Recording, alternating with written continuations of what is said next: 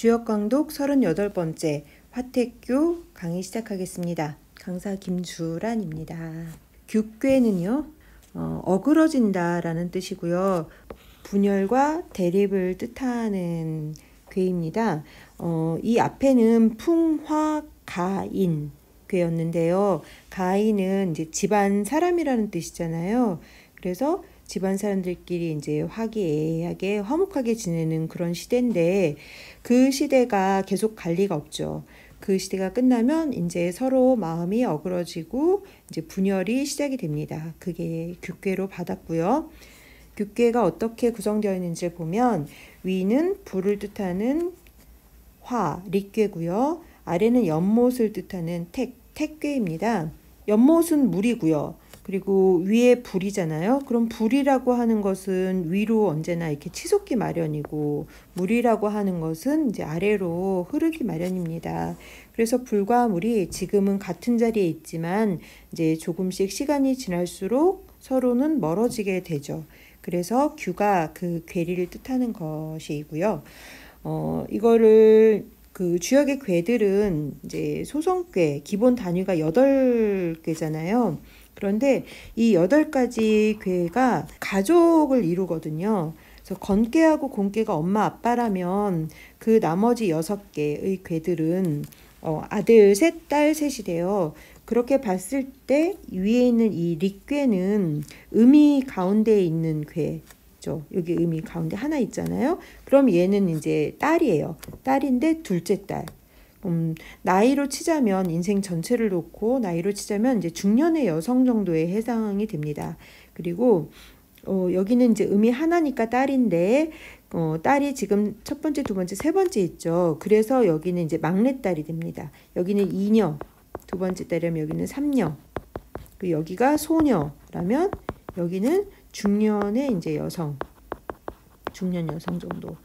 예, 그래서 같은 집에 있었던 자매이지만 다른 집으로 시집 가는 것처럼 이제 살아가는 환경이 달라지게 된다. 이것도 역시 규를 뜻하는 말이 되겠습니다. 규괴의 단전을 보시면요, 이게 화동 이상, 화는 움직여서 위로 가고 택동 이하, 연못은 움직여서 이제 아래로 간다라는 말이 있고요. 이어서 이녀 동거, 두 여성이 같이 있는데 그 뜻이 달라서 부동행, 같이 가지 않게 된다라고 되어 있거든요. 그게 이제 규괴를 설명하는 말일 텐데 여기에서 우리가 또 읽어야 될 게 뭐냐면 원래는 동거, 같이 있었다는 거예요. 지금도 이제 그냥 괴를 정지된 화면으로 생각을 한다면 불과 물이 한 자리에 있는 것처럼 보이거든요. 그래서 규라고 하는 달라짐, 거리, 괴리, 분열, 대립 이런 것들은 그 이분법적으로 갈라져 있는 것이 아니라 한 자리에 있었기 때문에 그 동일성을 근거해서 생긴 어떤 전변 현상이라는 것, 같은 것이 있고 다른 것이 있고가 아니고 같은 것이 있었기 때문에 점점점 이렇게 변화하는 일을 뜻한다라는 것을 옛 선현들은 강조를 했습니다. 그걸 상전해서 거기에다가 이제 철학적인 의미를 더 부여를 하고 있는데요. 설명을 해보자면 위에는 이제 불이 있고 밑에 연못이 있잖아요. 그러면 이게 다른 것이 한 자리에 있는 거죠. 그래서 같으면서도 다르다. 그래서 군자가 동이이 써보면요. 이것을 보고 군자는 같으면서도 다르게 행동을 했다라고 이제 이걸 새긴 거예요. 그래서 같은 것은 무엇이고 다른 것은 무엇인가, 어떤 그런 존재들이든지 살아가는 어떤 기본적인 필요한 것들은 같죠. 그런데 그 같은 것, 그러니까 뭐 예를 들어서 먹는 거, 자는 거 이런 거 다 필요하잖아요. 그런데 거기서 그걸 가지고 어떻게 살 것인가, 그 세속의 욕망에 휩쓸리지 않고 어떻게 다르게 살 것인가를 화택규괴를 보고 생각을 했다. 정희천 선생은 여기서 뭘 끌어오냐면 중용을 끌어옵니다. 그래서 화, 그건 동에 해당하겠죠. 그런데 분류, 휩쓸리지 않는다. 화이분류라는 말을 써서 같으면서도 어떻게 다르게 살 것인지, 그리고 이 다름이라는 건 결국은 이 같음 속에서 일어나는 일이라는 거, 이거를 얘기를 하고 있습니다. 예, 이제 규괴의 괴사를 보겠습니다. 읽어볼게요. 규, 소사, 길. 규는 작은 것에는 길하다. 이렇게 되겠습니다. 규는 어쨌든 간에 지금 분열되고 어그러지는 때니까 길하지는 않거든요. 그런데 소사에는 길합니다. 작은 일에는 길하다라고 하는 근거는 어디에서 찾을 수 있느냐? 아까는 이제 뭐 그 두 여성, 두 번째와 세 번째 딸 혹은 물과 불 이렇게 얘기를 했는데 여기서는 그거 말고 위에는 이제 릿괴잖아요. 위에는 릿괴고 밑에는 택괴. 그러면 얘의 자질을 보면 릿괴는 이제 발달하는 뜻도 있고 지혜라는 뜻도 있고 또 어딘가에 붙는다. 요 리에는 어딘가에 붙어서 의지한다라는 뜻도 있죠. 걸려 있다라는 뜻이 있으니까요. 그러면 이제 밝은 지혜에 이제 붙어서 의지를 한다라고 풀 수가 있고 밑에는 택괴는 의미상으로는 기쁘다라는 뜻이죠. 열자를 써서. 그래서 기뻐하면서 어떤 그 지혜에 의지를 하는 그런 자질이 규괴에는 있다라고 보는 겁니다.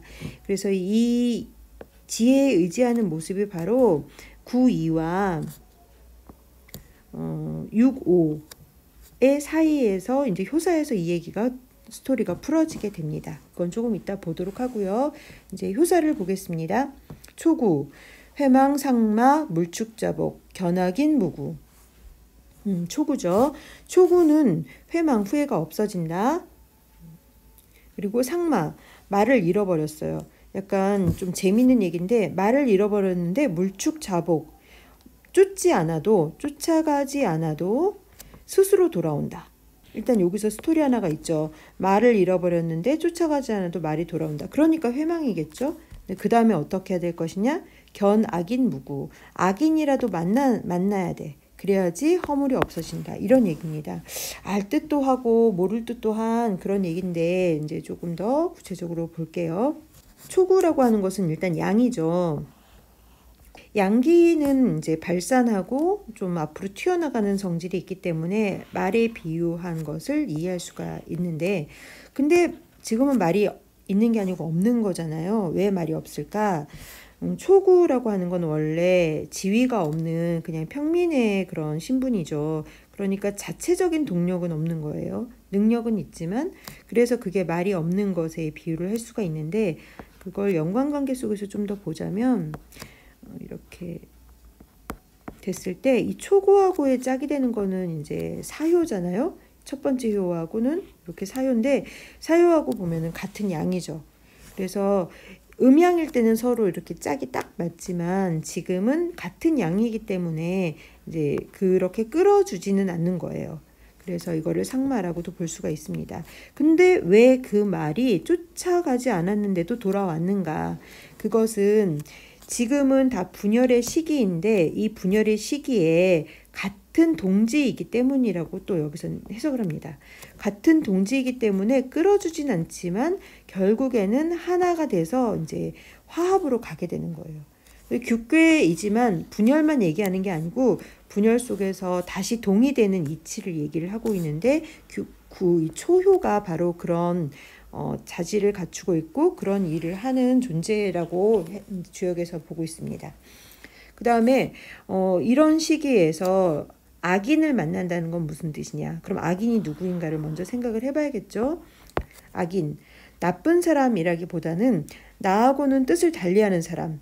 그러니까 나하고 지금 어그러진 사람이겠죠. 근데 나하고 뜻이 다르다고 해서 뭐 싫어하고 뭐 나랑 또 취향이 다르다고 해서 싫어하고 뭐 이렇게 되면 이제 주변에 아무도 나만 아는 사람이 없는 거죠. 규괴에 더더군다나 이런 행동을 한다면 이것은 더 흉하다라고 보는 거고요. 나랑은 뜻이 다르지만 어그러지는 사람이지만 그런 사람일지라도 본다면 만난다면 그러면 허물이 없어지게 된다. 초구는 그렇게 할 수 있기 때문에 회망이다라고 얘기를 하고 있습니다. 9.2 우주우항 무구. 구이는 만나는데 어디서 만나냐면요. 항에서 만납니다. 이 항은 구불구불하고 후미진 뒷골목이에요. 그 예전에 종로의 피막골이라고 아시는지 모르겠는데 그런 골목입니다. 탄탄대로 이제 남들이 많이 다니고 거기에 누가 다니는지 훤히 보여지는 데가 아니고 약간 어둑하기도 하고 꼬불꼬불하기도 하고 한 그런 뒷골목인데요. 주를 만나는데 군주 혹은 이제 뭐 주인 이런 사람을 만나는데 왜 우왕에서 만나야 될까? 시대가 국계의 시대이기 때문에 그런 것 같습니다. 구이하고 일단 호응이 되는 게 누구인지를 한번 봐야겠죠. 다시 그려야겠네요. 그러면 이렇게 보면 당연히 이효는 오효하고 짝인데 지금 보면 이효는 양, 짝이 되는 오효는 음이니까 음양의 짝이 딱 맞거든요. 아까 초고랑은 다르죠. 그래서 여기는 이제 이 구에서 말하는 주라고 하는 것은 당연히 6오가 될 텐데요. 이 6오를 만나는데 왜 구불구불하고 복잡한 길에서 만나느냐. 지금은 이제 때가 규괴이기 때문에 중간에 이제 방해를 받거나 이제 뜻이 제대로 소통이 안 되는 경우가 많은 거죠. 그래서 그냥 촥 가서 만나는 게 아니고 이 사이에서 이제 꼬이는 일들이 많다. 그러니까 규괴 시대에 누군가와 소통을 하려면 어두운 골목길을 굽이굽이 찾아가서 은밀하게 만나는 것처럼 좀 미리 생각도 하고 그 길에 대해서도 좀 잘 알아야 되고 복잡하더라도 그거를 잘 더듬어서 찾아갈 수 있는 그런 마음을 써야 된다는 의미 같아요. 재밌게도 작년인가 재작년에 그 남북회담이 이제 그때 한참이었을 때 어떤 분이 그 문제를 가지고 이제 이 주역점을 쳤었는데 그때 나왔던 게 이 우주 우황 무구였어요. 그래서 이게 잘 풀릴 것인가 남북 문제가. 근데 이게 나왔어요.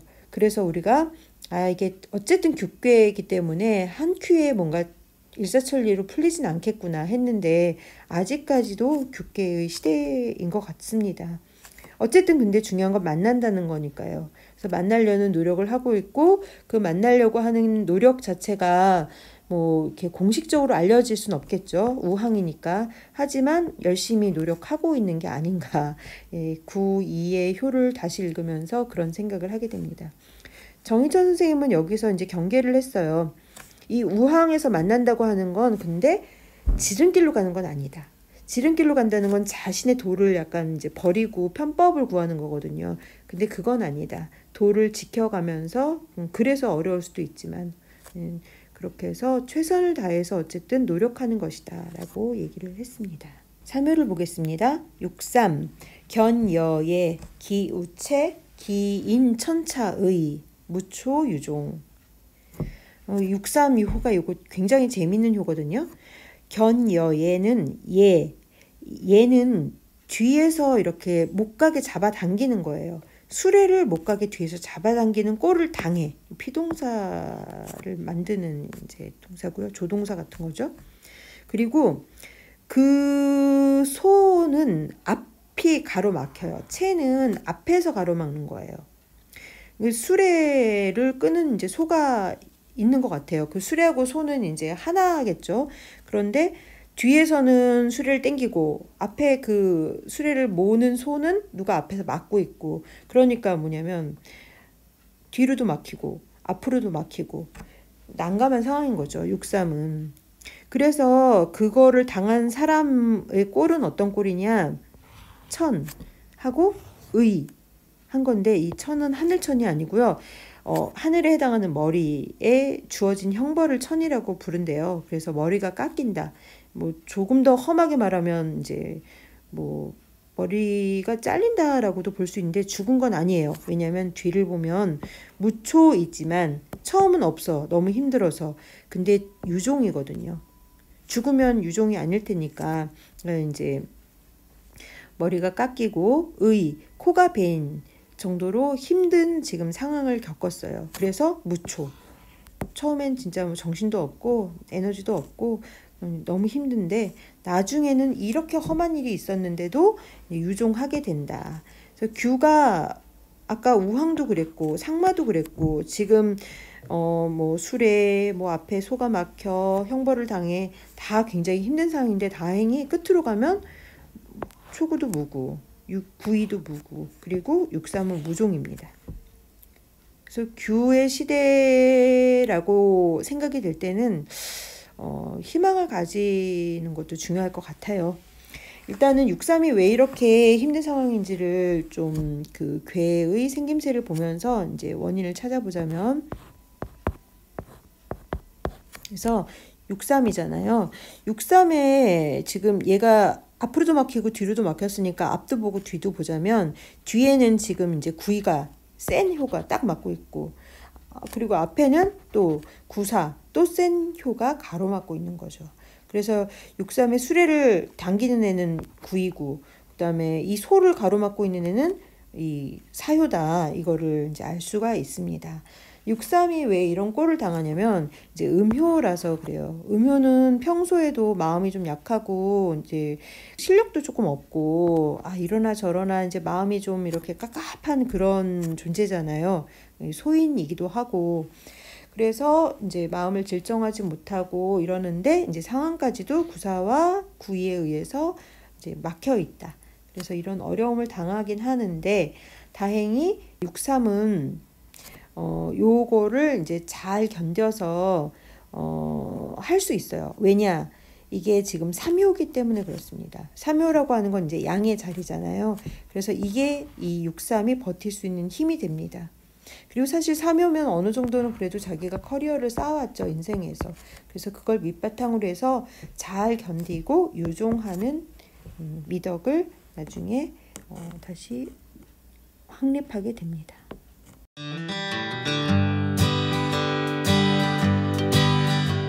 이제 구사를 보겠습니다.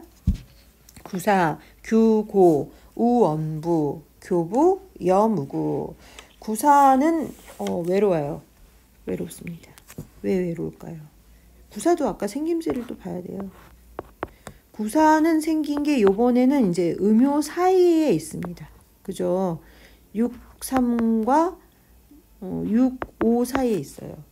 그래서 이제 규고, 고립되고 분열되고 그렇게 해서 마음이 지금 좋지 않아요.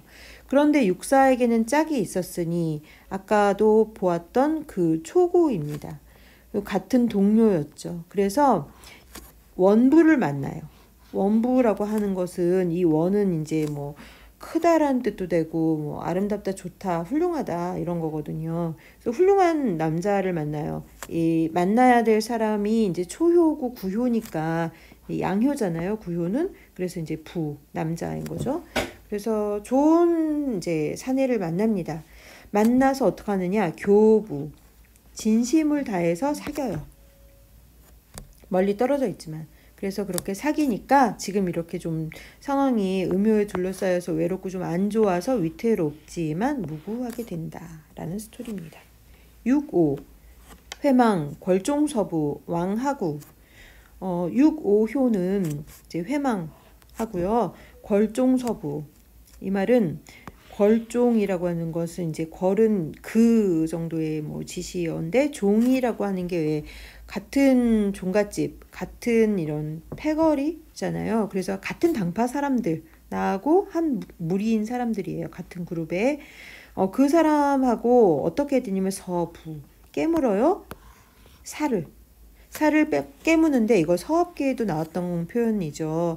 살을 깊숙이 깨문다는 건 뭐냐면 결국은 그 마음 깊숙이까지 이제 같이 함께한다. 그러니까 마음을 서로 정말 소통한다. 근데 뭐 피를 왜 그 도원결의를 할 때 피를 섞어서 같이 그 먹는 의식하고 좀 비슷한 것 같아요. 약간 표현이 현대에선 쓰지 않는 표현이지만 뭐 살을 섞는다 라는 말이 좀 떠오르기도 하고요. 살을 깨물어요. 깊숙이. 이거는 이제 마음을 같이 한다는 뜻이고, 이렇게 하면, 그렇게 해서 함께 나아간다면 뭐 어찌 허물이 있겠는가라는 의미입니다. 그럼 유고가 같이 그렇게 뜻을 나눠 막 살을 깊숙이 깨물어서 하나가 되는 그 대상은 누굴까요? 6, 5니까 그쵸. 9, 2겠죠. 아까 봤던 9, 2. 그래서 이 구이하고 이런 걸 나누는 건데, 이 역사적으로 보면 이런 인물이 누구냐. 6.5는 비록 그 지존의 자리에 있지만 음효죠. 그리고 9.2 아래 지위에 있지만 양효입니다. 실력은 아래효에 있는 거죠. 그러면 6.5가 할 일은 9.2를 신뢰하고 전적으로 위임하는 것밖에 없겠죠.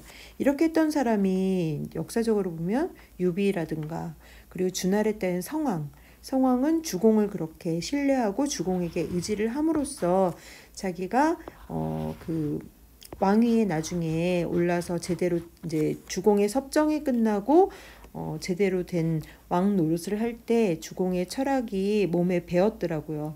서경에서 이제 이 주공의 이야기도 굉장히 훌륭하지만 성왕이 나중에 자기 정치를 할 때 그때 이제 얘기를 한 그 글을 읽어보면 성왕이 정말 제대로 성장을 했다는 걸 알 수가 있어요. 이런 과정을 거쳐서. 궐종 서부 상구를 보겠습니다.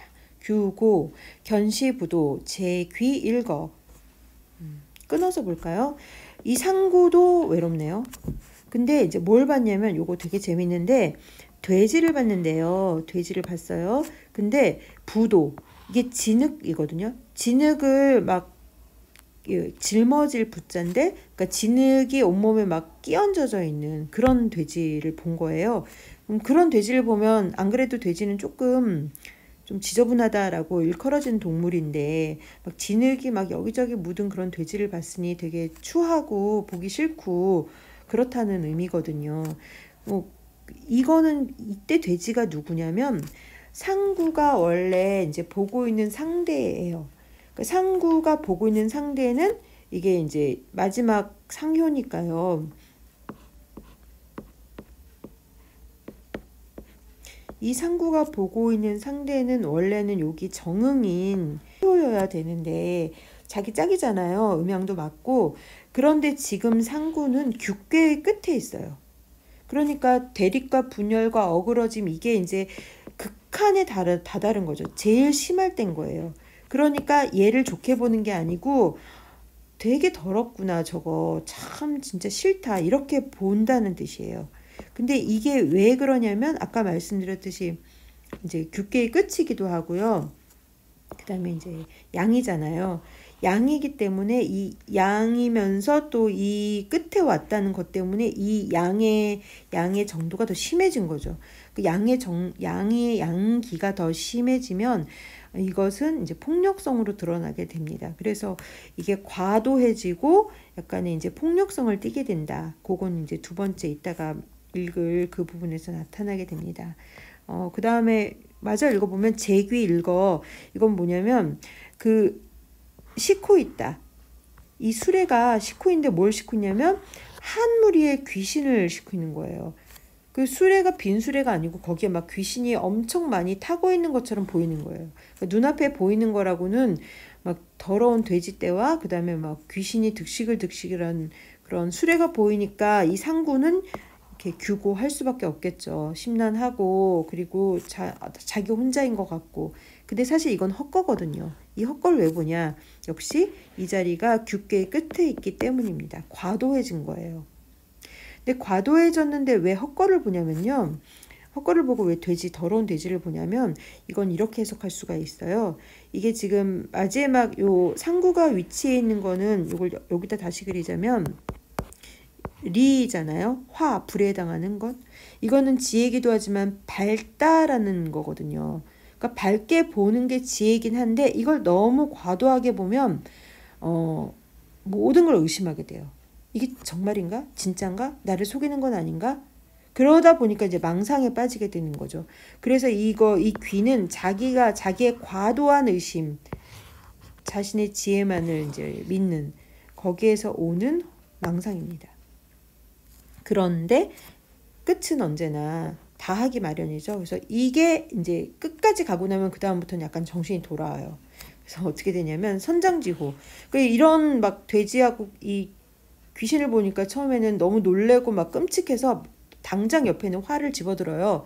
그래서 시위를 딱 매기거든요. 그 이제 활줄을 당겼다. 처음엔 당겨요. 그런데 정신이 약간 들어가지고 다음엔 어떡하냐면 아니구나 하고 활에서 그 활시 매겼던 걸 다시 풀어요. 당겼던 걸 놓습니다. 그래서 탈지호. 이제 정신이 든 거죠. 그리고 다시 봤더니 도둑인 줄 알았더니 도둑이 아니야. 그리고 내 짝이야.